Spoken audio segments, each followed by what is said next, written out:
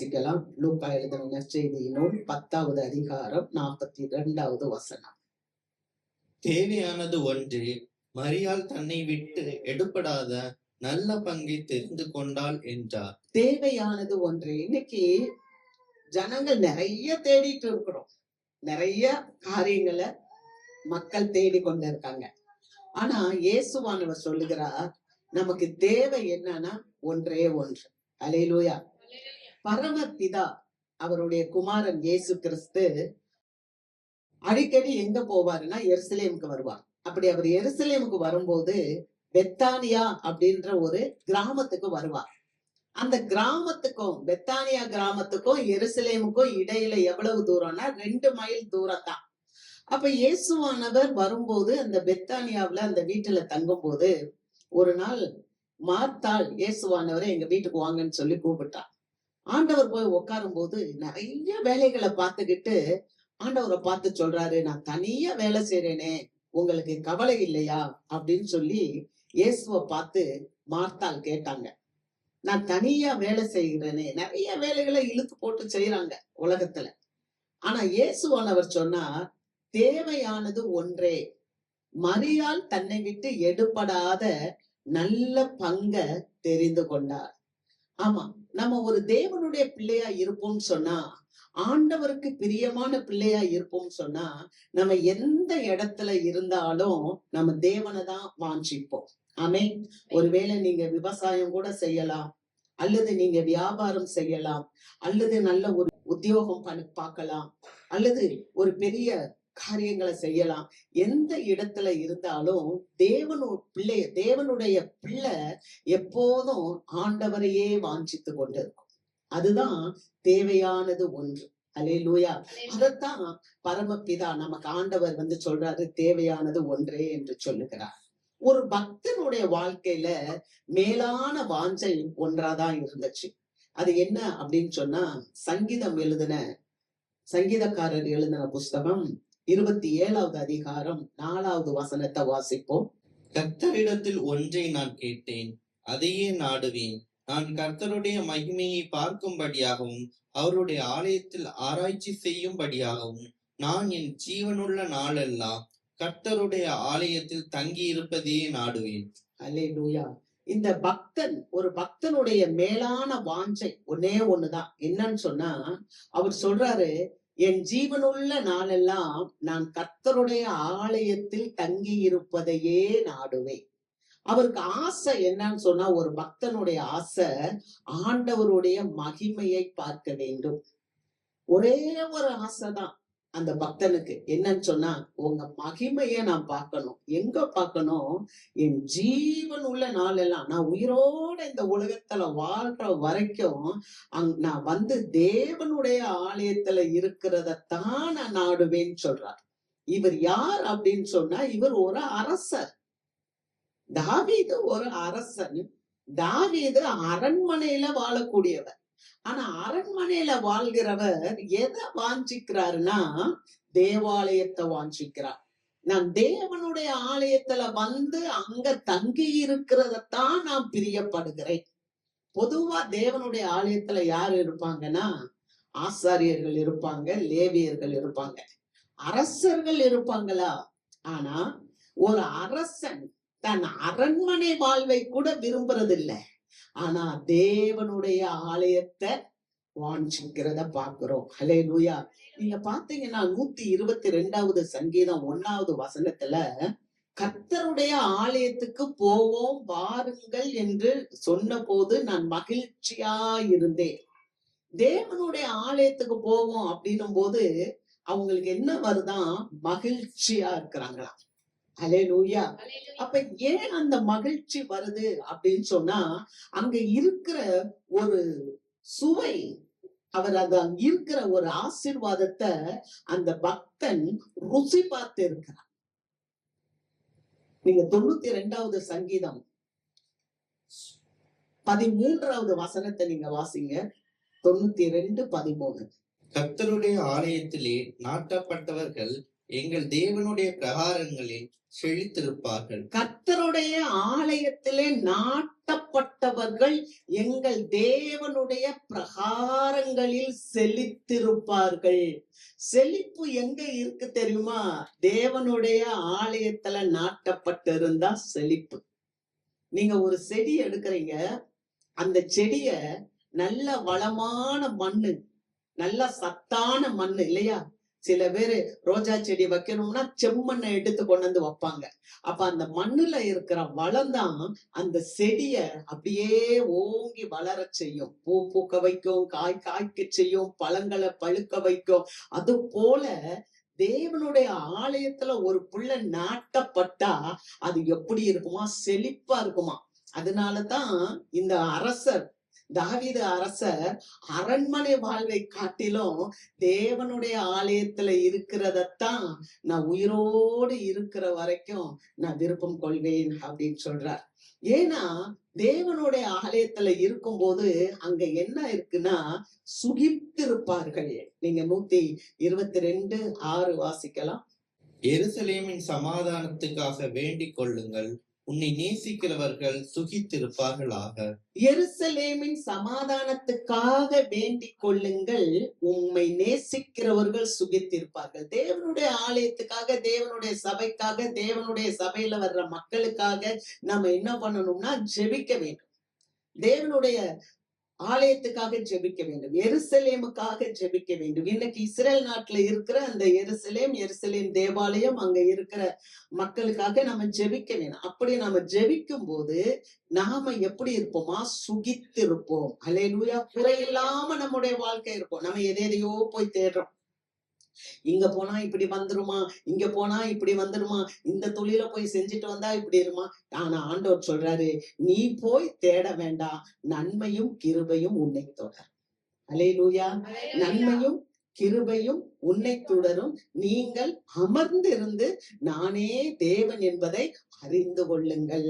நம்ம நிறைய மனசு அலப்பாய வைக்கிறோம். ஏன்னா இந்த உலகத்துக்குள்ள நம்ம வாழும்போது இந்த உலகம் நம்மள என்ன பண்ணுதுன்னா தாக்கிக்கிட்டே இருக்கும்போது இந்த உலகத்துக்கு ஒத்து நம்ம ஓட வேண்டியதா இருக்கு.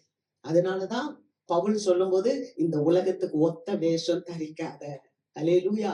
ஒரு நாள் தேவாலயத்துல இருந்து தூரமா போயிட்டாரு இந்த அரசர். ஏன்னா ஏதோ ஒரு பிரச்சனை இவர்கிட்ட வந்துருச்சு. ஒரு மகன், அவருடைய மகன் அப்சலோம் அவரை துரத்திக்கிட்டே வந்தார். அதனால ஒரு பிரச்சனையா இருக்கலாம். அப்படி இல்லாட்டினா சவுல் அரசர் தாவீதை துரத்திக்கிட்டே வந்தார், அந்த ஒரு பிரச்சனையா கூட இருக்கலாம். இவர் இப்ப எருசலேமை விட்டு ரொம்ப தூரமா போயிட்டாரு. எங்க போயிட்டாருன்னா யோர்தான் நதிக்கு அப்புறமா போயிருப்பாரு, இல்லாட்டினா எர்மோன் மலை கிட்ட போயிருக்கலாம். ஆனா ஒரு சின்ன சின்ன மலைகளுக்கு பின்னால அவர் ஒளிஞ்சிருக்கலாம். அதனால அப்ப சொல்றாரு, ஐயோ ஆண்டவரே, நான் எருசலேம்ல இருந்திருந்தேன்னா பண்டிகையை ஆசரிக்கிறவர்களோட நானும் போய் துதித்து மகிழ்ந்து சந்தோஷமா இருப்பேனே. ஆனா இப்போ என்னால போக முடியலையேன்னு சொல்லி நம்ம வாசித்தோம் இல்லையா? 42வது அதிகாரம். மானானது நீரோடைகளை வாஞ்சித்து கதறுவது போல என் ஆத்துமா உண்மையே வாஞ்சித்து கதறுது. நான் தேவாலயத்துல இல்லாம இருக்கேனே, உம்முடைய சந்ததியில வர முடியாம நான் இருக்கிறேனே. ஆனாலும் ஆண்டவரே, நான் யோர்தான்ல இருந்தோம், சிறு மலைகளில் இருந்தோம், நான் இந்த இடத்துல இருந்து உம்மை நான் கூப்பிடுகிறேன். அல்லேலூயா. கர்த்தருக்கு ஸ்தோத்திரம். அந்த அளவுக்கு இந்த மனுஷனுக்கு தேவாலயத்தின் மேல வாஞ்ச. அதனாலதான் அவர் சொல்றாரு, என் ஆத்துமாவே நீ ஏன் கலங்குகிறாய், என் ஆத்துமாவே நீ ஏன் தியங்குகிறாய், நீ தேவனை நோக்கி அமர்ந்திரு, உன்னுடைய ரட்சிப்பு அவராலே வரும்னு சொல்லி அவரை கம்ஃபோர்ட் பண்ணி கொள்ளுகிறார். அல்லேலூயா. அப்ப நமக்கு தேவை என்ன தெரியுமா? ஒன்னே ஒண்ணு. இந்த பக்தனுடைய வாஞ்ச என்ன தெரியுமா? ஒன்னே ஒண்ணுதான், நான் தேவாலயத்துல இருக்கணும். பாருங்க, மோசையை குறிச்சு பார்க்கும்போது 33வது அதிகாரம் யாத்திராகமம்ல வாசிக்கும் போது அங்கே மோசே சொல்றாரு, ஆண்டவரே உம்முடைய மகிமையை எனக்கு காண்பித்தருளும். ஆண்டவருடைய மகிமையை நீங்களும் நானும் பார்க்கணுங்க. இந்த மோசே பல அற்புதங்களை செய்தார். மோசையை கொண்டு ஆண்டவர் என்ன செஞ்சாரு? 10 வாதைகளை கொடுத்தார், அந்த ஜனங்களை வெளிப்பட பண்ணினார். கண்மலையை அடிச்சு கண்மலையில இருந்து தண்ணி வெளியே வந்துச்சு, மோசே கொண்டு வந்தார். செங்கடலை பிளந்தார் மோசே. ஆசரிப்பு கூடாரத்தை கட்டினார். எல்லா காரியத்தையும் நான் முடிச்சிட்டேன்னு சொல்லி அப்படியே நின்னுறல அவருடைய ஓட்டத்தை தொடர்ந்து ஓடிக்கொண்டே இருந்தார். என்ன தெரியுமா? தொடர்ந்து அவருக்கு ஆண்டவர் மேல ஒரு வாஞ்சை இருந்து கொண்டே இருந்தது. அதனாலதான் இத்தனை காரியங்கள் செய்த பிறகும், ஆண்டவரே உம்முடைய மகிமையை எனக்கு காண்பித்தருளும். இந்த கால வேளையில இந்த தேவாலயத்துக்குள்ள வந்திருக்கிற நீங்களும் நானும் வாஞ்சிக்க வேண்டியது ஒன்று என்னன்னா, ஆண்டவருடைய மகிமையை நீங்களும் நானும் வாஞ்சிக்க வேண்டும். அல்லேலூயா. அவருடைய பிரசன்னத்தை நாம வாஞ்சிக்க வேணும். ஏதோ நான் வந்தேன், சில மணி நேரம் உட்கார்ந்தேன், நான் போயிட்டேன்னு சொன்னா நம்முடைய வாழ்க்கையில நீங்களும் நானும் தோத்து போயிட்டோம். ஆனா இல்ல, நான் வந்த ஒரு பர்பஸ நான் முடிச்சேன், நான் ஆண்டவரை பார்த்தேன், முகமுகமா பார்த்தேன், என் தேவன் என்னோடு பேசினா, என்னோடு கூட இடைப்பட்டார் என்று சொன்னா, நீங்களும் நானும் நம்முடைய வாழ்க்கையில வெற்றியாளர்களாக இருப்போம். அல்லேலூயா. அதுதான் அந்த பக்தனுக்கு ஒரு மேலான வாஞ்ச தேவனுடைய ஆலயத்துல வர்றது. அந்த பக்தனுக்கு ஒரு மேலான வாஞ்ச தேவனுடைய மகிமையை பார்க்க வேண்டும். ஒரு பக்தன் புதிய ஏற்பாட்டுல சொல்றான், பவுல் சொல்றாரு, நான் கர்த்தரை அறிகிற அறிவின் மேன்மைக்காக எல்லாவற்றையும் நஷ்டம் என்று எண்ணிக்கொண்டு இருக்கிறேன். நம்ம ஆண்டவருடைய மகிமையை பார்க்கணும். அதுக்காக தான் ஆண்டவர் உங்களையும் என்னையும் வேறு பிரித்தார். அதற்காக தான் ஆண்டவர் உங்களையும் என்னையும் தெரிந்து கொண்டார். அதற்காக தான் ஆண்டவர் உங்களையும் என்னையும் அவருடைய ரத்தத்தினாலே கழுவினார். பவுல் சொல்லும் போது பிலிப்பியர் 3:3 நான் தேவனை அறிகிற அறிவின் மேன்மைக்காக எல்லாவற்றையும் நஷ்டம் என்று எண்ணிக்கொண்டு இருக்கிறேன். நான் எல்லாவற்றையும் குப்பையுமாக எண்ணுகிறேன். அல்லேலூயா. அப்படிப்பட்டதான ஆண்டவர், நம்ம மேன்மையான ஆண்டவர், இந்த உலகத்துல இருக்கிற செல்வத்தை பார்க்கலாம், இந்த உலகத்துல இருக்கிற எல்லா ஆசீர்வாதங்களை பார்க்கலாம், இந்த உலகத்துல காணப்படுகிற எல்லா மேன்மையை பார்க்கலாம். நாம் ஆராதிக்கிற தேவன் மேன்மையானவர். அந்த மேன்மையான தேவனை நாம் அறிவதற்காக எல்லாவற்றையும் நாம இழந்தாலும் பரவாயில்ல, ஆண்டவரே நான் உம்மை அறிய வேண்டும். அல்லேலூயா. அதனாலதான் இயேசு கிறிஸ்து சொல்றாரு பாருங்க, நீங்க வாசிக்கலாம் 17வது அதிகாரம், யோவான் 17வது அதிகாரம் 24வது வசனத்தை வாசிப்போம். பிதாவே, உலக தோற்றத்துக்கு முன் நீர் என்னில் அன்பாய் இருந்தபடியினால் நீர் எனக்கு தந்த என்னுடைய மகிமையை நீர் எனக்கு தந்தவர்கள் காணும்படியாக நான் எங்கே இருக்கிறேனோ அங்கே அவர்களும் என்னுடனே கூட இருக்க விரும்புகிறேன். அல்லேலூயா. பிதாவானவர் குமாரனாகிய கிறிஸ்துவுக்கு ஒரு மகிமையை கொடுத்தார். அல்லேலூயா. அந்த மகிமைய நீங்களும் நானும் பார்க்கணும்னு சொல்லி ஆண்டவர் வேண்டிக் கொள்கிறார். இயேசுவானவர் எல்லாருக்கும் மகிமை கிடைக்காது. பாருங்க, 12 பேர் இயேசுவோட இருந்தாங்க. ஆனா ஒருவன் அவன் கேட்டின் மகன் என்று சொல்லப்பட்டது. அவன் அந்த மகிமையை ஆண்டவர்கிட்ட பார்க்கல. அந்த மகிமையை ஆண்டவர்கிட்ட பார்த்திருந்தா அவன் 30 வெள்ளிக்காசுக்கு ஆண்டவரை காட்டி கொடுத்திருக்க மாட்டான். அவனுக்கு ஆண்டவரை விட மேன்மையா ஒண்ணு தெரிஞ்சிச்சு. இந்த உலகம், இந்த உலகத்தின் ஆசீர்வாதம், இந்த உலகத்துல காணப்படுகிற பதவி, இந்த உலகத்துல காணப்படுகிற செல்வம் அவனுக்கு பெருசா தெரிஞ்சிச்சு. அதனாலதான் இயேசுவானவர் செபிக்கும் போது, நீர் எனக்கு கொடுத்த மகிமையை அவர்கள் காணும்படி, யாரு எனக்கு தந்தவர்கள் காணும்படி நான் எங்கே இருக்கிறேனோ அங்கே அவர்களும் இருக்கும்படி உம்மிடத்தில் வேண்டுகிறேன். அல்லேலூயா. தேவையானது ஒண்ணுதான், தேவனுடைய பாதபடிதான். தேவனுடைய பாதபடி ஒண்ண தேடுனா நீங்களும் நானும் ஆசீர்வதிக்கப்பட்டவர்கள். அல்லேலூயா. அதனாலதான் இந்த பக்தன் சொல்லுகிறான், என்ன சொல்லுகிறான்? அந்த பக்தன் ஒரே ஒரு வாஞ்ச, நான் உம்முடைய தேவாலயத்தில் இருக்கேன். 2வது ஒரு பக்தனுடைய காரியத்தை பார்க்கிறோம். 2வது ஒரு பக்தனுடைய மேலான ஊழியம். பக்தனுடைய மேலான ஊழியம் ஒண்ணுதான். நீங்க பாத்தீங்கன்னா யோவான் எழுதின நற்செய்தி நூல் 9வது அதிகாரத்துல ஒரு பிறவி குருடனுக்கு ஆண்டவர் பார்வை கொடுக்கிறார். ஒரு பிறவி குருடனுக்கு ஆண்டவர் பார்வை கொடுக்கிறார். பாருங்க, தாயின் வயிற்றுல பிறக்கும் போதே அவனுக்கு குருடன். ஆனா அவன் பார்வை பெற்றான். அவன் பார்வை பெற்ற உடனே அங்க இருக்கிற பரிசேயர்களால் தாங்கிக் கொள்ள முடியல. இவன் எப்படி பார்வை அடைந்தான்? எல்லாம் யோசித்து பாருங்க. ஒரு மனுஷன் பார்வை அடைந்தா நல்லது தானே. ஆனா பரிசேயர்கள் கேட்டாங்க, இவன் எப்படி பார்வை அடைந்தான் அப்படின்னு சொல்லி கேட்டாங்க. அடுத்து அந்த பார்வை அடைந்த அந்த குருடரை பார்த்து கேக்குறாங்க, நீ எப்படி பார்வை அடைந்த? நீ தேவனை மகிமைப்படுத்து, இந்த மனுஷனை பாவி என்று சொல்லு. யார? இயேசு கிறிஸ்துவ பாவி என்று சொல்லு, நீ தேவனை மகிமைப்படுத்து. வாசிக்கலாம், யோவான் 9வது அதிகாரம் 24வது வசனம். ஆதலால் அவர்கள் குருடனாய் இருந்த மனுஷனை இரண்டாந்தரம் அழைத்து, நீ தேவனை மகிமைப்படுத்து, இந்த மனுஷன் பாவி என்று நாங்கள் அறிந்திருக்கிறோம் என்றார்கள். 25 வாசிப்போம். அவன் பிரதியுத்தரமாக, அவர் பாவி என்று எனக்கு தெரியாது, நான் குருடனாய் இருந்தேன், இப்பொழுது காண்கிறேன், இது ஒன்றுதான் எனக்கு தெரியும் என்றான். பாருங்க, அந்த குருடனுக்கு பார்வை வந்துருச்சு. உடனே பரிசேயர்கள் அந்த குருடனை கூப்பிட்டுட்டு வராங்க, 2ஆம் தரம் கூட்டிட்டு வராங்க. அப்ப எவ்வளவு ஒரு காழ்ப்புணர்ச்சி, ஓயாம கூட்டிட்டு வராங்க. ஜனங்க சுகமடைவதை பிசாசு விரும்புவதில்லை. ஜனங்கள் ஆசீர்வதிக்கப்படுவதை அதிகாரத்தில் இருக்கிறவங்க விரும்ப மாட்டாங்க. எல்லாரும் இல்ல. அல்லேலூயா. இந்த பரிசேயர்கள் அதிகாரத்துல இருக்கிறாங்க. இந்த பரிசேயர்கள் தான் என்ற ஒரு ஆணவத்துல என்ன சொல்றாங்கன்னா, அந்த குருடனை திரும்ப கூட்டிட்டு வந்து, நீ தேவனை மகிமைப்படுத்து, யெகோவாவை மகிமைப்படுத்து, ஆனால் இயேசு கிறிஸ்துவை பாவி என்று நீ சொல்லுன்னு சொல்லும் போது, அந்த குருடன் சொல்லுகிறான், அந்த மனுஷன் பாவி என்று எனக்கு தெரியாது. நான் குருடனாய் இருந்தேன், இப்போ காண்கிறேன், இது ஒன்றுதான் எனக்கு தெரியும். அல்லேலூயா. ஆண்டவரை மறுதலிக்க சொல்லுகிறார்கள், ஆண்டவரை அவர் பாவி என்று சொல்லு என்று சொல்லுகிறார்கள். ஆனால் இந்த மனிதனோ மனுமக்களுக்கு முன்பாக ஒரு மேலான ஊழியத்தை செய்தார். எனக்கு அவர் பாவி என்று தெரியாது, நான் குருடனாய் இருந்தேன், இப்பொழுது காண்கிறேன். அல்லேலூயா. தேவையானது ஒன்றுதான், நம்ம தேவனை எப்படி சாட்சி கொடுக்கிறோம். அல்லேலூயா. இந்த குருடன் மேலான ஊழியத்தை செய்தான். ஆமென். எத்தனை திருச்சபைகளில நாம பார்க்கிறோம், எவ்வளோ நன்மைகளை பெற்றுவிட்டு அதற்கு பிறகு அந்த திருச்சபையை உதறிவிட்டு, அந்த ஊழியர்களை உதறிவிட்டு, அந்த சபை ஐக்கியத்தை உதறிவிட்டு, இயேசுவை உதறிவிட்டு, உதாசீனப்படுத்திவிட்டு அவர்கள் அப்படியே வேறு இடத்துக்கு ஓடி போகிறத பார்க்கிறோம். ஆனால் இந்த இடத்துல ஒரு பிறவி குருடன், அவர்தான் இயேசு என்று அவருக்கு தெரியாது, அவர்தான் தெய்வம் என்று அவனுக்கு தெரியாது.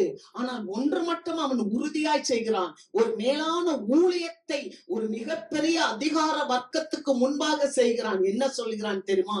அவர் பாவி என்று எனக்கு தெரியாது, நான் குருடனாய் இருந்தேன், இப்பொழுது காண்கிறேன், இது ஒன்றுதான் எனக்கு தெரியும். அல்லேலூயா. நமக்கு ஒன்றுதான் வேணும். என்ன தெரியுமா? நம்மளுடைய மேலான வாஞ்சை அவராக இருக்க வேண்டும். மேலான காரியம், அவரை நாம் சாட்சி கொடுக்க வேண்டும். நம்முடைய வாழ்க்கையில எத்தனை நன்மைகளை தேவன் நமக்கு செய்திருக்கிறார். அல்லேலூயா, அல்லேலூயா. ஒன்றையும் நம்ம மறந்து விடக்கூடாது, நம்ம அநீதியாய் வாழ்ந்து விடக்கூடாது, நாம் நீதியாக இருக்க வேண்டும். அல்லேலூயா. கர்த்தருக்கு நீதியாக, இயேசுவுக்கு உண்மையாக இருக்க வேண்டும். இந்த குருடன் உண்மையாய் ஆண்டவருக்கு ஒரு ஊழியத்தை செய்தார். அதனாலதான் இயேசுவானவர் சொல்லுகிறார், காண்கிறவர்கள் காணாதவர்கள் போலவும், காணாதவர்கள் காண்கிறவர்கள் போலவும் நியாயம் தீர்க்கும்படி இந்த உலகத்திற்கு வந்தேன். அநேக பரிசேயர்கள் என்ன சொன்னாங்க தெரியுமா? எங்களுக்கு ஆண்டவரை தெரியும் என்று சொன்னாங்க. ஆனா நிச்சயமா அவங்க எல்லாம் குருடர்களாய் இருந்தார். அல்லேலூயா. ஆனால் ஒரு உண்மையான, அவன் தாயின் கர்ப்பத்திலேயே பிறவியிலேயே குருடனாய் இருந்தவன் இப்போது என்னவாயிட்டான்னு சொன்னா, அவன் காண்கிறவனாக மாறி போனான். அல்லேலூயா. கர்த்தருக்கு மகிமை. ஆனா ஒண்ணுதான், நம்முடைய வாழ்க்கையில நாம எப்படி இருக்கணும்? முன்னால இவன் குருடனா இருந்தான், இப்ப அவன் பார்வையற்றவன். முன்னால இவன் கண்ணு தெரியாதவன், அவன் எப்படி இருந்தானா உலகத்தானா இருந்தான். ஆனா இப்ப அவன் ஆண்டவருடைய பிள்ளையாய் மாறிட்டான். அல்லேலூயா. முன்னால அவன் செத்தவனாய் இருந்தான், குருடாய் இருக்கும்போது அவனுக்கு உலக ரட்சகர் யாரும் தெரியல, செத்தவனா இருந்தான். ஆனால் இப்பொழுது அவன் ஜீவன் பெற்றான். ஆமென். முன்னால அந்த குருடன் ஒரு சாத்தானுடைய பிள்ளையாக இருந்தான், ஆனால் இப்பொழுது இவன் தேவனுடைய பிள்ளையாக மாறிவிட்டான். அல்லேலூயா. நம்முடைய வாழ்க்கையில ஒண்ணுதான், நம்முடைய காரியம் என்னவா இருக்கணும்னா, நான் ஆண்டவரிடத்தில் எத்தனை நன்மைகளை பெற்று இருக்கிறேன். அல்லேலூயா. நாம் நிர்மூலமாகாமல் இருப்பது அவருடைய கிருபை. ஆமென். ஒண்ணுதான் பக்தனுடைய வாஞ்சை, இரண்டாவது பக்தனுடைய ஊழியம் ஒன்று, மூன்றாவது ஒரு காரியத்தை நாம் வாசிப்போம், பார்க்கலாம். ஒரு பக்தனின் மேலான பார்வை ஒன்று, பக்தனுடைய மேலான பார்வை ஒன்று. அல்லேலூயா. நான் முதல்ல சொன்னேன், வாஞ்சை, பக்தனுடைய வாஞ்சை ஒன்றுதான், அது தேவாலயம். இரண்டாவது சொன்னேன், பக்தனுடைய ஊழியம் ஒன்றுதான், அவர் யாருன்னு எனக்கு தெரியாது, நான் குருடனா இருந்தேன், இப்ப நான் காண்கிறேன். அல்லேலூயா. நான் முந்தி எப்படி இருந்தேன், ஆனா இன்னைக்கு நான் எப்படி இருக்கிறேன். ஆமென். இத குறித்த ஒரு சாட்சி தான் ஒவ்வொரு தேவ பிள்ளைகளுடைய ஊழியமாக இருக்க வேண்டும். மூன்றாவது, நம்முடைய பார்வை. ஒரு பக்தனுடைய பார்வை ஒன்று. அது என்ன? வாசிக்கலாம். பிலிப்பியர் எழுதின நிருபம் 3வது அதிகாரம் 13, 14 வசனங்களை வாசிப்போம். சகோதரனே, அதை பிடித்துக் கொண்டேன் என்று நான் எண்ணுகிறதில்லை. ஒன்று செய்கிறேன், பின்னானவைகளை மறந்து முன்னானவைகளை நாடி கிறிஸ்து இயேசுவுக்குள் தேவன் அழைத்த பரம அழைப்பின் பந்தய பொருளுக்காக லெக்கை நோக்கி தொடருகிறேன். சகோதரரே, அதை பிடித்துக் கொண்டேன் என்று நான் எண்ணுகிறதில்லை, ஒன்று செய்கிறேன். பாத்தீங்களா? இந்த அப்போஸ்தலருடைய எண்ணம் என்னன்னா, ஒண்ணு செய்கிறேன், நான் அதை பிடித்து கொண்டேன், நான் பரலோகத்தை பிடிச்சிட்டேன் அப்படின்னு நான் எண்ணல. ஆனா ஒண்ணு செய்றேன், என் வாழ்க்கையில பின்னானதை மறந்து முன்னானவைகளை நாடி கர்த்தர் அழைத்த பரம அழைப்பின் பந்தய பொருளை பெற்றுக்கொள்ளும்படி நான் ஆசையா தொடருறேன். அல்லேலூயா. ஒன்று செய்யறேன்னு சொல்றார். என்னமா அவர் மேலான ஒரு பார்வை என்னன்னா, அவர் ஓடுறார். அல்லேலூயா. பந்தய பொருளுக்காக லெக்கை நோக்கி ஓடுகிறார். நம்முடைய ஒன்று என்னவா இருக்கணும் அப்படின்னு சொன்னா, நம்ம லெக்கை நோக்கி ஓடுகிறவர்களா இருக்கணும். அல்லேலூயா. நம்மளுடைய டெஸ்டினேஷன் எது? நம்முடைய பந்தய பொருள் எது அப்படின்னா பரலோகம். அந்த பரலோகத்தை நோக்கி நம்ம ஓடுகிறவர்களா இருக்கணும். அதனாலதான் அப்போஸ்தலன் சொல்லுகிறார், ஒன்று நான் செய்கிறேன். என்னன்னா, நான் ஓட போகிறேன். ஓடுறவங்க எப்படி ஓடுவாங்க? ஓடுறவங்க அவங்க பாதையில ஓடுவாங்க. ஓடுறவங்க எப்படி ஓடுவாங்க? கொஞ்ச நேரம் உட்காந்துக்கிறேன் அப்படின்வாங்களா? இல்ல. ஓடுறவங்க கொஞ்ச நேரம் நான் நின்னுட்டு ஓடுறேன் அப்படின்வாங்களா? இல்ல. ஏன்? ஓட்டப்பந்தயத்துல வேகமா ஓடுவாங்க. அப்படி வேகமா ஓடணும். ஓடுறதுக்கு எது இழுக்குது? எது இழுக்குது? அவர்களை ஓட்டப்பந்தயத்துல இருக்க ஓட்ட வீரர்கள் ஓடுவதற்கு எது இழுக்குது? அங்க ஒரு பந்தய பொருள். பந்தய பொருள், ஒரு தங்க கோப்பை அங்க இருக்கு. அந்த தங்க கோப்பைய பெறணும்னு சொன்னா ஓட்டப்பந்தயத்துல ஓடுகிறவன் ஒழுங்கின்படி ஓடணும். அல்லேலூயா. ஒழுங்கின்படி ஓடணும். அந்த ஓட்டத்திலே அவர் ஓட வேண்டும். உட்கார முடியாது, நிக்க முடியாது, ரெஸ்ட் பண்ண முடியாது. அவர் ஓடிக்கிட்டே இருக்கணும். அப்பதான் அந்த பந்தய பொருள், அங்க இருக்கிற அந்த தங்க கோப்பைய வெல்ல முடியும். உசைன் போல்ட் அப்படின்ற ஒரு ஓட்டப்பந்தய வீரர் இருக்கிறார். ஜமைக்கா நாட்டுல பிறந்தவர். அவரு நல்ல ஓடக்கூடியவர். 100 மீட்டர் தூரத்தை 9.48 வினாடியில ஓடிடுவார். 400 மீட்டர் இருந்தாலும் வேகமா ஓடக்கூடியவர். ஒரு முறை அவர் என்ன பண்ணிட்டாருன்னா, ஃபால்ஸா ஸ்டார்ட் பண்ணிட்டார். தவறுதலா ஓட்டப்பந்தயத்தை துவங்கி விட்டார். அதனால அவரை என்ன பண்ணிட்டாங்கன்னா, அந்த ஓட்டப்பந்தயத்துல இருந்து தகுதி நீக்கம் செய்யப்பட்டார். அன்றைக்கு அவர் ஓடல. ஆனா அவருக்குள்ள ஒரு எண்ணம் என்னன்னா, எப்படியாவது நான் முயற்சி செய்வேன், விடாமுயற்சி, நான் விடாத ஒரு பயிற்சி எடுத்து மீண்டுமாக நான் ஓடி அந்த தங்க பதக்கத்தை பெற்றுக்கொள்ள வேண்டும். அல்லேலூயா. அப்படியாக அந்த வாஞ்சையோட அவர் என்ன பண்ணாருன்னா, பயிற்சி செய்து அதுக்கு முன்னால ஓடின நேரத்தை காட்டிலும் இன்னும் குறுகிய நேரத்துல ஓடி வெற்றி பெற்றார். அப்ப நமக்கு முன்னால என்ன இருக்குன்னா, ஒரு பந்தய பொருள் இருக்கு. நம்மளுடைய பார்வை எப்படி இருக்கணும்னா, ஒரு மேலான பார்வையாக இருக்க வேண்டும். அல்லேலூயா. நம்முடைய பார்வை மேலான பார்வை. இன்னைக்கு அநேக குடும்பங்கள்ல பாத்தீங்கன்னா, சில பிள்ளைகள் குடித்து கொண்டு தங்களை உருவ குத்தி கொண்டு இருக்கிறாங்க. நீங்க வேதத்தை வாசிக்கிறீங்கன்னு சொன்னா, நீங்க நீதிமொழிகள் புஸ்தகம் 23வது அதிகாரத்தை பார்த்தீங்கன்னா, ஐயோ யாருக்கு வேதனை, யாருக்கு கண்ணீர், யாருக்கு ரத்தம் சிந்தின கண்கள், அது யாருக்குன்னு சொன்னா, மதுபானம் இருக்கிற இடத்துக்கு போறவங்க அந்த மதுபானத்தை குடிச்சிட்டே இருக்காங்களாம். இன்னைக்கு நிறைய வாலிப பிள்ளைங்க தன்னுடைய வாழ்க்கைய கெடுத்து கொண்டு இருக்கிறாங்க. நிறைய பிள்ளைங்க தன்னுடைய வாழ்க்கையை சீரழித்து கொண்டு இருக்கிறாங்க. நான் சொல்லுவேன், ஒண்ணு, எந்த வீட்டுல வாசப்படி இல்ல? எல்லாருக்கும் பிரச்சனை. ஆமே. எல்லாருக்கும் பிரச்சனை. ஏன்னா வேதம் அப்படிதான் சொல்லுது, உலகத்திலே உங்களுக்கு உபத்திரவம் உண்டு, திடன் கொள்ளுங்கள், நான் இந்த உலகத்தை ஜெயித்தேன். அல்லேலூயா. நம்மளுடைய வாழ்க்கையில கூட பல பிரச்சனைகள் இருக்கலாம். ஆனா அந்த பிரச்சனைகளை பார்த்து அமர்ந்து விடுவது அல்ல. தேவனுடைய ஓட்டம் என்பது தேவனை நோக்கி ஓடணும். மேலான ஒரு பார்வை இருக்கணும். உங்களுக்காக எனக்காக இருக்கிற அந்த பந்தய பொருளை நம்ம பெற்றுக்கொள்ளும்படி ஓட வேண்டும். ஒரு குடும்பத்துல ஒரு சகோதரி சரியில்லாம அவள் தன்னுடைய கணவனை விட்டு போயிட்டா. 2 பெண் பிள்ளைங்க. பொதுவாவே பெண் பிள்ளைங்களை பார்த்தா இந்த காலத்துல எல்லாம் ஆண்கள் இது என்னுடைய தேவதைன்னு சொல்றாங்க. மனைவியை காட்டிலும் பிள்ளைகளை அதிகமாய் நேசிக்கிறார்கள். ஆனால் இங்க பார்க்கும்போது இந்த சகோதரி ஏதோ ஒரு விதத்துல தன் கணவன் மேல இருக்கிற ஒரு கசப்பு, கணவன் மேல இருக்கிற ஒரு வெறுப்பு, அதனால அந்த கணவன் அவ உதாசீனப்படுத்துறா. அவ எப்படி சொல்லி உதாசீனப்படுத்துறா தெரியுமா? பெத்த பிள்ளைங்க அவங்க கூட அவங்க அப்பா இருக்கக்கூடாது, இருந்தா அது தவறாகிவிடும் என்று சொல்லி அப்பாவிடம் இருந்து பிள்ளைகளை பிரிக்கிறார். காரணம் என்ன? ஏதோ ஒரு தவறு, ஏதோ ஒரு பிசாசின் கிரியை அந்த பெண்ணுக்குள்ள இருக்கலாம். அதனால அந்த பெண்ணு அந்த புருஷனை விட்டு போயிருக்கலாம். அப்படி போறதுனால அந்த புருஷன் குடிக்க வேண்டும் என்ற அவசியம் இல்லை. ஆமென். ஏன்னா வேதம் சொல்லுது, நீ புருஷனையோ பொண்டாட்டியவோ விட்டு போயிராத. ஆனால் உன்னை விட்டு புருஷனோ பொண்டாட்டியோ போனா பரவாயில்ல. இத நான் சொல்லல, வேதம் சொல்லுது.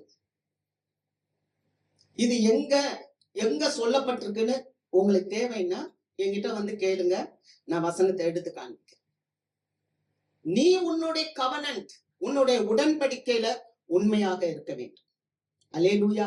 உன் உடன்படிக்கை கூட சில நேரத்தில் முறிக்கப்பட்டு விடும். ஆனால் சர்வ வல்லவரை நீ தேடிக்கொண்டே இருக்க வேண்டும். ஆமென். இதுதான் உண்மை, சத்தியம். ஒரு விசை ஆபிரகாம் கிட்ட 7 பெண் ஆட்டுக்குட்டிகளை கொண்டு வந்து கொடுக்கிறான், உடன்படிக்கை பண்ணுகிறான். ஆனா 7 பெண் ஆட்டுக்குட்டிகளை வாங்கி அதனால அவர் ஆபிரகாம் அப்படியே நின்று விடவில்லை. மாறாக அவர் வந்து தோட்டத்துல அவர் ஜெபிக்கிறார். சர்வ வல்லமை உள்ளவரை நோக்கி ஜெபிக்கிறார். நம்மளுடைய ஒரே நோக்கம் எதுவாக இருக்கணும்னா தேவனை குறித்த ஒரு நோக்கமாக இருக்க வேண்டும். இந்த உலகத்துல காண்கிறவைகள், இந்த உலகத்துல இருக்கிறவைகள் எது வேணும்னாலும் காணா போகும், மறைந்து போகும், இல்லாமல் போகும். ஆனால் தேவன் கொடுத்த ஆத்துமா இருக்கிறது பாத்தியா, அந்த ஆத்துமா விலையேற பெற்றது. அந்த ஆத்துமா வாழ்ந்து கொண்டே இருக்க வேண்டும். அதற்காக என்ன நஷ்டம் வந்தாலும் சரி, அந்த நஷ்டத்தை எல்லாம் நீ லாபம் என்று எண்ண வேண்டும். ஆமென். அதற்காகத்தான் இந்த பக்தன் ஒரு மேலான பார்வை என்னன்னா, நான் கர்த்தர் அழைத்த பந்தய பொருளை பெற்றுக்கொள்ளும்படி லக்கை நோக்கி ஓடுகிறேன். அதனால எனக்கு லாபமா இருந்த எல்லாவற்றையும் நான் நஷ்டமும் குப்பையும் என்று எண்ணுகிறேன். நான் நஷ்டம் குப்பை பரவாயில்ல. இந்த உலகத்துல எல்லாருக்கும் ஒரு வீக்னஸ் இருக்கு. ஆமென். சிலருக்கு பொருளாசை இருக்கும், சிலருக்கு பொன்னாசை இருக்கும், சிலருக்கு சில பதவி ஆசை இருக்கும், சிலருக்கு ஏதோ ஒரு ஆசை. அதனால சிலர் உன்னை குற்றப்படுத்துகிறார்கள். அதனால நீ ஒரு பாவி என்று எண்ணி விடாதே. ஆமென். அல்லேலூயா. உன்னை இந்த உலகம் குத்துது, குற்றப்படுத்துது. ஆகவே நான் குறைவுள்ளவன் என்று சொல்லி உன்னை நீயே குத்திக் கொண்டு இருக்காதே. இங்கே நிறைவுள்ளவர்கள் யாரும் இல்லை. நிறைவுள்ளவர்கள் ஒருவர் இருப்பார்கள் என்றால் இயேசுவானவர் இந்த உலகத்திற்கு வர வேண்டிய அவசியம் இல்லை. ஆமென். எதற்காக இயேசு வந்தார்? பாவிகளை ரட்சிக்கும்படி கிறிஸ்து இயேசு உலகத்திற்கு வந்தார். அல்லேலூயா. ஆக நாம நமக்கு நியமிக்கப்பட்டிருக்கிற அந்த ஓட்டத்திலே ஓட வேண்டும். லூக்கா எழுதின நற்செய்தி 18வது அதிகாரம் 29வது வசனத்தை வாசி. அதற்கு அவர், தேவனுடைய ராஜ்யத்தின் நிமித்தம் வீட்டையாவது, பெற்றாரையாவது, சகோதரரையாவது, மனைவியையாவது, பிள்ளைகளையாவது விட்டுவிட்ட எவனும் இம்மையிலே அதிகமானவைகளையும் மறுமையிலே நித்திய ஜீவனையும் அடையாமற் போவதில்லை என்று மெய்யாகவே உங்களுக்கு சொல்லுகிறேன் என்றார். அதற்கு அவர், தேவனுடைய ராஜ்யத்தின் நிமித்தம், ஆண்டவர் உன்னை அழைத்ததின் நிமித்தம், ஆண்டவருடைய நாமத்தை மகிமைப்படுத்துவதன் நிமித்தம் வீட்டையாவது, பெற்றோரையாவது, சகோதரனையாவது, மனைவியையாவது, பிள்ளைகளையாவது விட்டு எவனும் இம்மையில் அதிகமானவையும் மறுமையிலே நித்திய ஜீவனையும் அடையாமற் போவதில்லை. அல்லேலூயா. இழப்பு உனக்கு ஒரு பெருசு இல்ல. எதை இழக்க கூடாது தெரியுமா? ஆண்டவரை நீ இழக்க கூடாது. ஏன்னா கிறிஸ்துதான் ஜீவன். குமாரனை உடையவன் ஜீவனை உடையவன். அப்ப ஆண்டவர் வாசம் செய்யக்கூடிய இந்த தேவாலயத்தை நம்ம என்ன பண்ணிடக்கூடாதுன்னா, குடித்தோ, போதை பொருளுக்கு இசைந்தோ, அல்லது வேற தவறான ஒரு காரியத்திலேயோ நம்ம விட்டு விடக்கூடாது. அல்லேலூயா. நீங்க வாசிப்பீங்கன்னு சொன்னா, பிரசங்கி எழுதின புஸ்தகம் 7வது அதிகாரம் 17வது வசனம் சொல்லுது, மிஞ்சின துஷ்டனாயிராதே, அதிக பேதையுமாயிராதே, உன் காலத்துக்கு முன்னே நீ ஏன் சாக வேண்டும்? அல்லேலூயா, அல்லேலூயா. நமக்கு ஒரு மேலான பார்வை இருக்கு. நம்ம எதற்காக அந்த பக்தன் ஓடுகிறான்? ஒரு வாஞ்சையை நோக்கி ஓடுகிறான். அல்லேலூயா. அவனுடைய வாஞ்சை என்ன? அது பரலோகம். அதனாலதான் அவர் சொல்றாரு, அந்த பார்வை எனக்கு ஒண்ணுதான், நான் மேலானதை நோக்கி ஓடுகிறேன். எப்படி சாஸ்திரிகள் நட்சத்திரத்தினால வழிகாட்டப்பட்டு அவர்கள் போய் அங்கே அந்த குழந்தையை பார்த்தார்களோ, அது மாதிரி நாமும் ஆண்டவருடைய வழிகாட்டுதலிலே நடக்க வேண்டும். அல்லேலூயா. கர்த்தருக்கு மகிமை. அந்த பரம அழைப்பின் பந்தய பொருளை நாம் பெற்றுக்கொள்ள வேண்டும். ஆமென். ஒரு மேலான பார்வை இருக்கணுங்க. உங்களுக்கு மேலான பார்வை இருந்தாதான் உங்களால ஜெபிக்க முடியும். ஒரு மேலான பார்வை இருந்தாதான் வேதத்தை எடுத்து வாசிக்க முடியும். ஒரு மேலான பார்வை இருந்தாதான் தேவனுக்கு என்று ஏதாவது ஒன்ன செய்ய முடியும். ஒரு மேலான பார்வை இருந்தாதான் நீங்க சகிக்க முடியும், துன்பங்களை சகிக்க முடியும். ஆமென். ஏன்னா வேதம் சொல்லுகிறது, இக்காலத்து பாடுகள் வரப்போகிற மகிமைக்கு ஒப்பானவைகள் அல்ல. ஒரு பெரிய மகிமையை ஆண்டவர் உங்களுக்காக எனக்காக வைத்திருக்கிறார். ஆமே. சின்ன சின்ன காரியங்களை கொண்டு வந்து இதுதான் எனக்கு, இதுதான் எனக்கு என்று சொல்லி நாம என்ன பண்ணுகிறோம்னா, நம்மளை உண்டாக்கினவரை, உருவாக்கினவரை, நம்மை வழி நடத்துகிறவரை, நம்மளை ஆசீர்வதிக்கிறவரை, நம்மளை போஷிக்கிறவரை, நம்மளை பாதுகாக்கிறவரை, நமக்கு ஜீவன் கொடுத்தவரை உதாசீனப்படுத்தி விடுகிறோம். நம்முடைய வாழ்க்கையை நாமளே அழித்துக் கொள்கிறோம். எதற்காக இயேசு வந்தார்? உங்களுக்காக, எனக்காக வெளிச்சம் கொடுக்க, ஜீவன் கொடுக்க, நம்மளை பாதுகாக்கத்தானே வந்தார். அல்லேலூயா. உங்களை யாரும் மனுஷர்கள் பாதுகாப்பாங்கன்னு சொல்லலையே. உங்களை இறைவன், தேவன் தான் பாதுகாக்க வேண்டும். ஆகவேதான் வேதம் சொல்லுகிறது, பேதுரு சொல்லுறார், என்ன சொல்றதுமா, அவருடைய பலத்த கரத்துக்குள் அடங்கி இரு. நீ அடங்கி இருக்கணும். நம்முடைய வாழ்க்கை செழிக்கணும்னா இழப்புகள் அல்ல. நம்முடைய வாழ்க்கை செழிக்கணும்னா நமக்கு வருகிற பாடுகள் அல்ல. நமக்கு வர்ற நமக்கு வாழ்க்கை செழிக்கணும்னா நம்ம தேவனுடைய கரத்துல அடங்கி இருக்கணும். நம்ம தேவனுடைய கரத்துல அடங்கி மேலான காரியத்தை வாஞ்சிக்க வேண்டும். அல்லேலூயா. ஒன்று நான் செய்கிறேன், ஒன்றே ஒன்று செய்கிறேன், பின்னானவைகளை மறந்து முன்னானவைகளை நாடி. ஆமென். எதுக்குப்பா நீ கண்டதே நினைக்கிற? எதுக்கு நீ கசப்புகளையே நினைக்கிற? எதுக்கு உன் வாழ்க்கையில என்றைக்கோ நடந்த ஒரு பிரச்சனையவே நீ நினைச்சு கொண்டு இருக்கிற? ஆனா உனக்காக, உனக்கு முன்பாக பரம தேவன் ஒரு பெரிய ஆசீர்வாதத்தை வைத்திருக்கிறாரே, ஒரு பந்தய பொருளை வைத்திருக்கிறாரே, ஒரு இலக்கை வைத்திருக்கிறாரே. அந்த இலக்கை நோக்கி நீ வேகமாக ஓடுகிறாயா? அல்லேலூயா. அந்த பக்தனுடைய வாஞ்சை, அந்த அப்போஸ்தலனுடைய வாஞ்சை என்னன்னா, ஒன்னே ஒன்னாதான் இருந்துச்சு. அவர் மேலான காரியத்தை பார்த்தார். ஆமென். இன்னொரு மனுஷனை குறிச்சு பாக்குறோம். அந்த மனுஷன் அவரும் ஒன்னே ஒன்னதான் பாக்குறார். வாசிக்கலாம். லூக்கா எழுதின நற்செய்தி நூல் 12வது அதிகாரம் 18வது வசனம். நான் ஒன்று செய்வேன், என் களஞ்சியங்களை இடித்து பெரிதாக கட்டி எனக்கு விளைந்த தானியத்தையும் என் பொருள்களையும் அங்கே சேர்த்து வைத்து. பாருங்க, அப்போஸ்தலன் மாதிரியே இவரும் சொல்றார். ஒரு அவபக்தி உள்ளவன், பக்தி இல்லாதவன், பக்தி இல்லாதவனுடைய வாஞ்சையும் ஒன்று. இது பக்தி இல்லாதவனுடைய வாஞ்சையும் ஒன்று. கவனிங்க, இவரும் சொல்றாரு, என்ன சொல்றாருன்னா, நான் ஒன்று செய்கிறேன். அப்போஸ்தலன் மேலானதை நாடினார். அப்போஸ்தலன் பேரின்பத்தை நாடினார். அப்போஸ்தலன் ஆசீர்வாதம். அவர் அப்போஸ்தலன் மோட்சத்தை நாடினார். அல்லேலூயா. ஆனா இங்க ஒரு அவபக்தி உள்ளவன் அவனும் சொல்லுகிறான், நான் ஒன்று செய்கிறேன். இன்னைக்கு நாட்டம் பக்தர்கள்ட்ட மட்டும் இல்ல, அவபக்தி உள்ளவங்கள்ட்டயும் சில நாட்டங்கள் இருக்கு. ஆமே. நாட்டம், நம்மளுடைய நாட்டம் என்பது நம்முடைய வாஞ்சை என்பது பக்தர்கள்ட்ட மட்டும் இல்ல, பக்தியே இல்லாதவர்களிடத்திலும் சில வாஞ்சைகள் இருக்கிறது. அந்த வாஞ்சை என்ன? அவர் சொல்றார் லூக்கா 12, நான் ஒன்று செய்வேன், என் களஞ்சியங்களை இடித்து பெரிதாக கட்டுவேன். நல்லா கவனிங்க, களஞ்சியத்தை இடிக்கிறாரா, கட்டுறார். ஆனா அதுக்கு முன்னால நீங்க வசனத்தை வாசித்தீங்கன்னா, லூக்கா 12ஆம் அதிகாரம் 16வது வசனத்தை வாசிக்கிறோம். அல்லாமலும் ஒரு உவமையை அவர்களுக்கு சொன்னார். ஐஸ்வர்யமுள்ள ஒருவனுடைய நிலம் நன்றாய் விளைந்தது. அவனுடைய நிலம் எப்படி இருக்கா? நல்லா விளைஞ்சிச்சான். யாரு? இந்த உலகத்துக்கு உரியவன், பக்தி இல்லாதவன், அவபக்தி உள்ளவன். அவனுக்கு உரிய நாட்டம் என்ன? அவன் இந்த உலகத்துக்கு உரிய நாட்டம். அதனால நான் குறிச்சு சொல்லப்பட்டிருக்கு, அவன் யாரு? ஐஸ்வர்யவான் தேவனுடைய ராஜ்யத்தில் பிரவேசிப்பதை பார்க்கிலும் ஒட்டகமானது ஊசியின் காதிலே நுழைவது எளிதா இருக்கும் சொல்லப்பட்டிருக்கு. ஏன்னா ஐஸ்வர்யம் இருந்தா விசுவாசம் வராது. இப்ப ஐஸ்வர்யவானுடைய நிலம் நன்றாய் விளைஞ்சிச்சு. அடுத்த வசனம் வாசிப்போம், 17. அப்பொழுது அவன், நான் என்ன செய்வேன், என் தானியங்களை சேர்த்து வைக்கிறதுக்கு இடம் இல்லையே. பாத்தீங்களா, அவனுடைய கவலை என்ன பண்ணுது? நல்லா விளைஞ்சிருச்சு.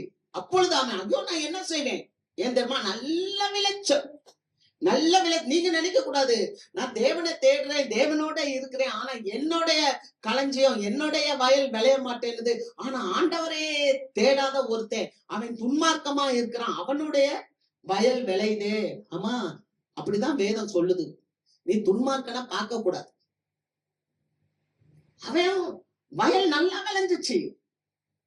அவன் எப்படி சம்பாதிக்கிறான்னு உங்களுக்கு தெரியுமா? ஆண்டவரை ஏமாத்த முடியாதுங்க. நம்ம யாரு என்ன நினைக்கிறோன்றத அவர் அறிவார். ஒருவேளை உங்களுக்கு முன்னால இருக்க நான் உங்க உள்ளத்தை அறியாம இருக்கலாம், ஆனால் தேவன் நம்முடைய உள்ளத்தை பார்க்கிறான். வேதம் சொல்லுது, மனுஷன் முகத்தை பார்க்கிறான், ஆனால் கர்த்தரோ இருதயத்தை பார்க்கிறான். நம்ம அநேக நேரம் என்ன நினைக்கிறோம்? ஐயோ நான் வேதனையில இருக்கேன், கண்ணீர்ல இருக்கேன், கர்த்தர் என் உள்ளத்தை பார்க்கிறார். ஆமா, ஏன்? உன்னுடைய அவிசுவாசம், உன்னுடைய இச்சை, உன்னுடைய பரிசுத்தம் இல்லாதது, நீ மற்றவங்களை ஏமாத்துறது, அதெல்லாம் ஆண்டவர் பார்க்க மாட்டாரா? அதையும் பார்ப்பார். அல்லேலூயா. வேதம் வேதம் இருபுறம் கருக்குள்ள பட்டயம். வேதம் அது நம்முடைய உள்ளத்தில் இருக்கிறவைகளை எல்லாவற்றையும் ஆராய்ந்து பார்க்கும் என்று வேதம் சொல்லுகிறது. இவன் அப்படியே சொல்றான், நான் எல்லாத்தையும் எடுத்துட்டு வந்து, என் ஆத்மாவே நீ கவலைப்படாத, உனக்காக அநேக வருஷங்களுக்காக நான் எல்லாம் சேர்த்து வச்சிருக்கேன், நீ புசித்து குடித்து இளைப்பாரி நல்லா இரு அப்படின்னு அவன் தனக்குள்ளே சிந்தித்து கொண்டான். அப்ப பார்த்து ஒரு சத்தம் வருது. என்ன சத்தம் வருது தெரியுமா? மதிகேடன், முட்டாள், இந்த ராத்திரி இன்னைக்கு உன் ஜீவன் எடுத்துக் கொள்ளப்படுமானால் நீ சேகரித்தவைகள் யாருடையதாகும். பாத்தீங்களா? அவனுடைய வாஞ்சை என்ன? நான் ஒன்று செய்கிறேன். என்ன செய்யறான்? இடிக்கிறான், கட்டுறான், நாட்டுறான். அவன் செஞ்சதெல்லாம் என்ன? சுயம். நீ சுயத்துக்கு தானே வாழ்றோம். இவன் அப்போஸ்தலனை போல செய்யல. அப்போஸ்தலன் மேன்மையானதை பார்த்தார், அதனால நான் ஒன்று செய்கிறேன். இவன் சொல்றான், நான் ஒன்று செய்கிறேன். இன்னைக்கு எல்லாம் பாக்குறோம், இந்த உலகத்தின் மகிமை, இந்த உலகத்துல இருக்கிற கல்வி, இந்த உலகத்துல இருக்க இன்பம், இந்த உலகத்துல இருக்கிற காரியம், இதை நோக்கியே இந்த உலகம் மூவ் ஆயிட்டு இருக்கு. போக்கஸ் பண்ணிக்கிட்டே இருக்கு. இதையே மேலானதை பார்க்கல. இவன் செஞ்சதெல்லாம் எப்படி? சுயத்துக்காக செஞ்சான். பெரிய பாவம் எது தெரியுமா? கொடிய பாவம் எது தெரியுமா? சுயத்துக்காக வாழ்வது.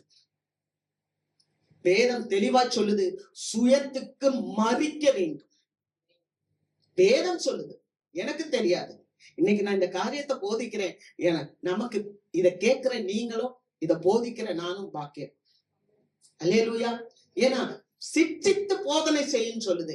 இன்னைக்கு நிறைய இடங்கள்ல சிட்சித்து போதனை செய்யல. இன்னைக்கு சபைகள் பெருகுது, கிறிஸ்து பெருகவில்லை. ஆமென்.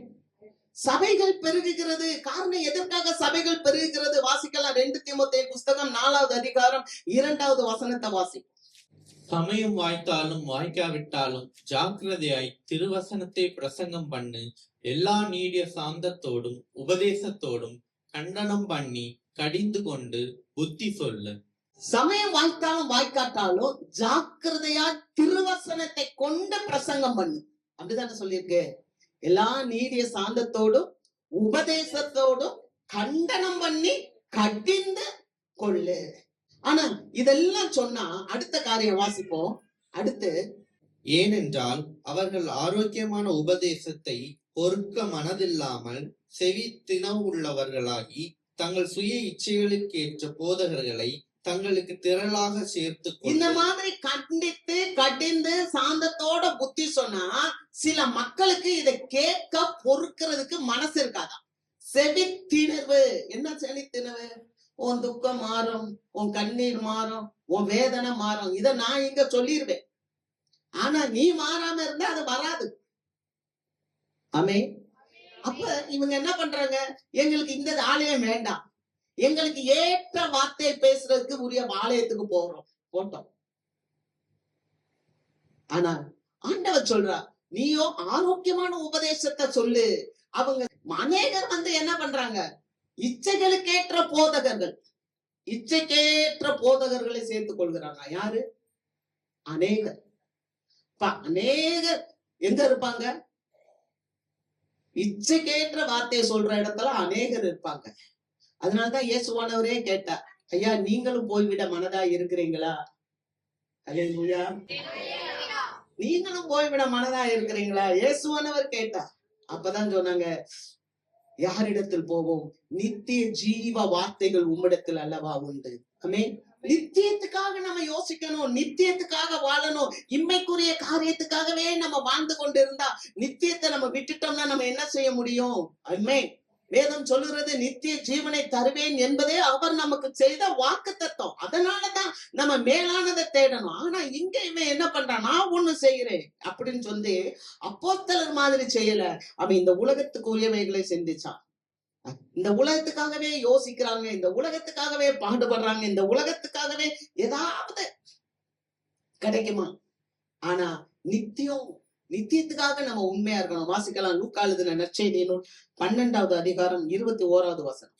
தேவனிடத்தில் ஐஸ்வர்யவானாய் இராமல் தனக்காகவே பொக்கிஷங்களை சேர்த்து வைக்கிறவன் இப்படியே இருக்கிறான் என்றார். பாத்தீங்களா?